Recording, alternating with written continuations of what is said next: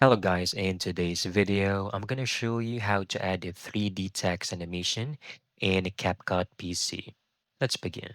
First, open CapCut and I want you to add your clip to the timeline. I have mine here.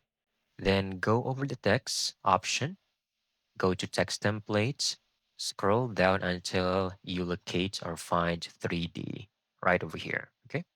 Then you can just go over all templates, just select anything you like. For example, I'm going to choose this one, all right?